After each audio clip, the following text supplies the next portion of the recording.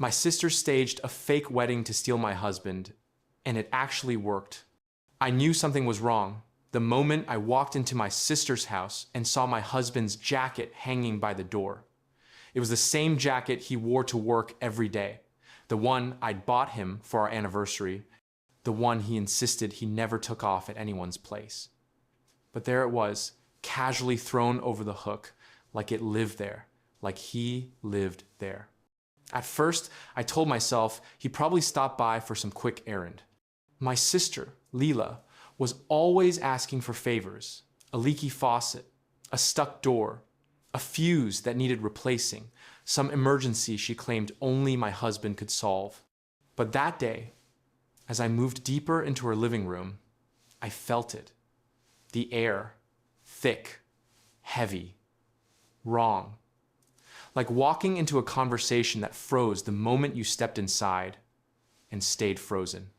I should have turned around right then. I should have trusted the unease climbing up my spine. Instead, like a fool, I called out, "Tom, you here?" Silence.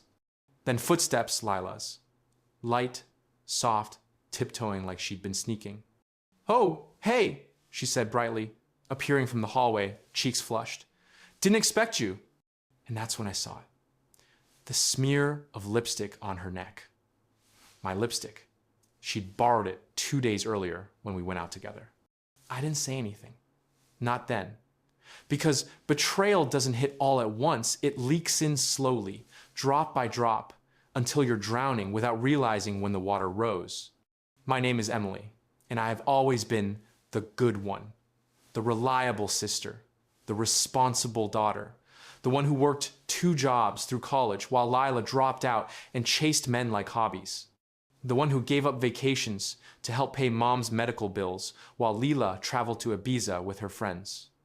The one who understood, swallowed disappointments, forgave too easily, and the one who trusted blindly, stupidly the 2 people who would go on to betray me in the most humiliating way possible.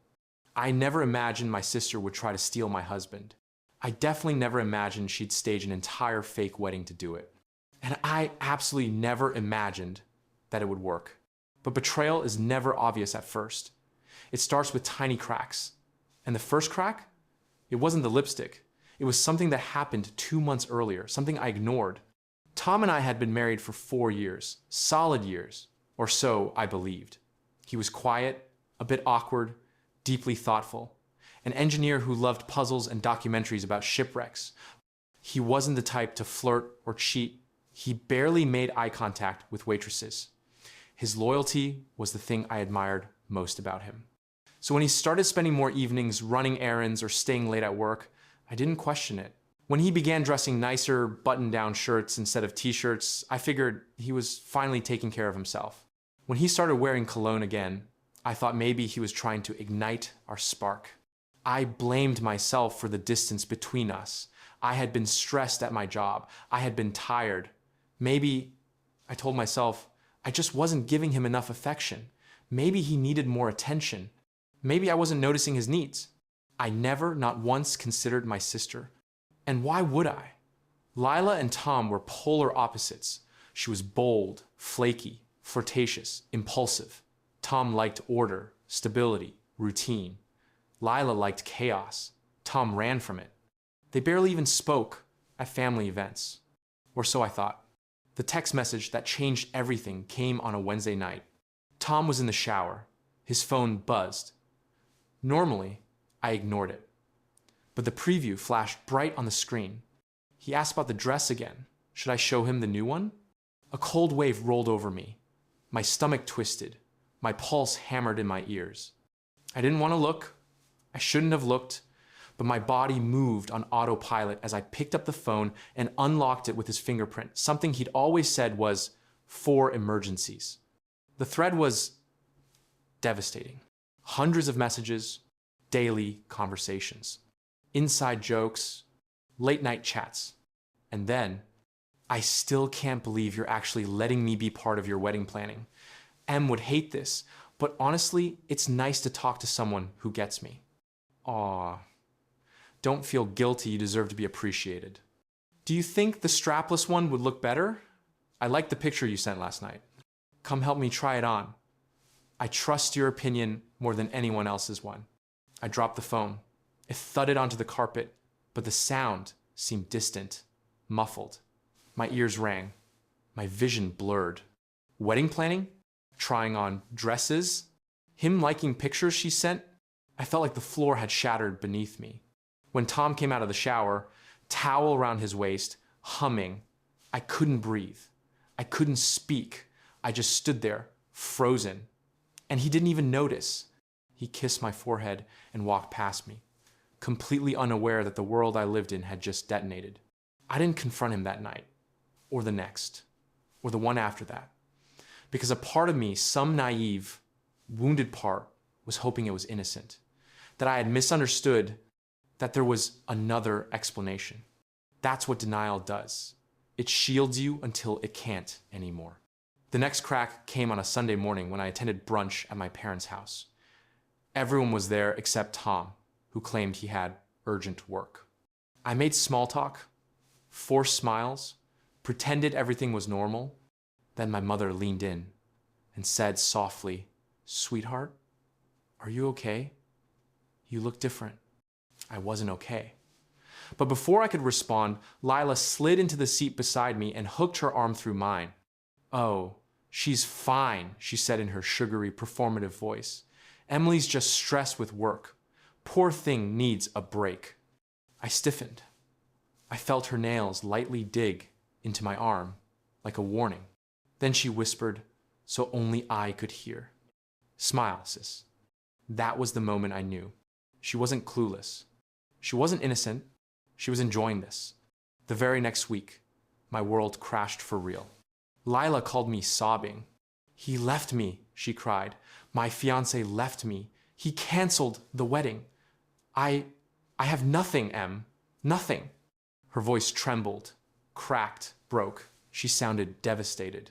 My instinct, my cursed instinct, was to comfort her, to grab my keys, to rush to her side. She was my sister. No matter how much she hurt me, that truth still chained me to her. I called Tom to cancel the dinner plans we'd made. He didn't pick up. I drove to Lila's house, panic gripping me. She opened the door wearing a silky white robe. Her mascara was smudged convincingly, theatrically, like someone trying to impersonate grief. But behind her watery eyes was the smallest flicker of satisfaction. She hugged me tightly, and then I saw it on the dining table behind her, a stack of wedding invitations, all addressed, all stamped, all with her name, and Tom's. I felt the world tilt. "What? What is this?" I whispered. She stepped in front of my view as if to block it. "Oh, those? Those were just mock-ups Tom helped me design, for the theme." "Theme?" I croaked. "Yeah, for my real wedding someday." She shrugged casually. "But then why were they stamped? Why were they addressed? Why was her handwriting all over them? And why was Tom's middle name spelled wrong, the same way she always misspelled it?"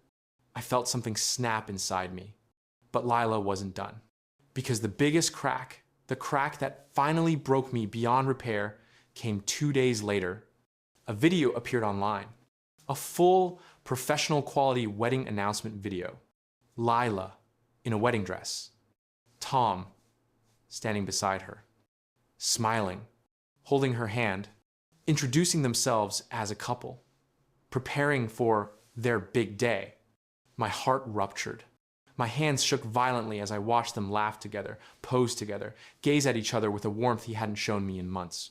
The worst part? He looked happy. Happier than he'd looked with me in a year. I confronted him that night. I screamed. I threw the phone. I demanded answers. He stammered. He lied. He said the video was just a joke.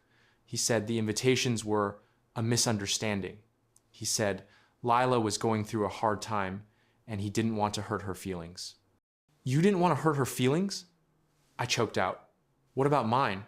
He didn't answer. Because the truth was written all over his face. He had developed feelings for her, and she knew it, and she used it. She crafted the perfect trap. The fake wedding wasn't fake for her, it was bait. She planned it meticulously. She played the abandoned bride. She made him feel needed. She let him save her emotionally. She created an illusion of destiny, and he fell for it. Hard. Within a month, he moved out. Within 2 months, he filed for divorce.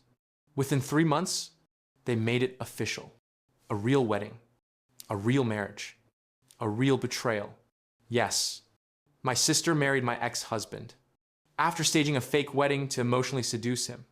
And it worked. It actually worked. I didn't attend their wedding, but I heard about it from everyone. Her dress was stunning. He cried when she walked down the aisle. They read handwritten vows. They kissed for too long. They danced all night. And she made a speech. According to multiple relatives, she said, "Sometimes love comes from the most unexpected places. Sometimes the person meant for you was right beside you all along." They said Tom looked at her like she hung the stars. The fallout was ugly. My parents begged me to be adults and support family. My grandmother cried, saying I was ruining Lila's big moment. Friends told me to move on. Social media? A nightmare. Lila posted, "You can't steal someone who isn't happy where they are." Comments flooded in. Drama channels picked it up. Strangers argued about me online. For months, I felt like a ghost haunting my own life. Like I was watching a movie where the villain won and the hero died off screen. I cried until I couldn't. Then I went numb. Then angry. Then numb again. And then something inside me hardened. The turning point came when Lila sent me a message. "Hey sis, we want you at the gender reveal. It'll mean a lot of that." I stared at the message for a long time. My sister was pregnant with my ex-husband's child, and she wanted me to celebrate it.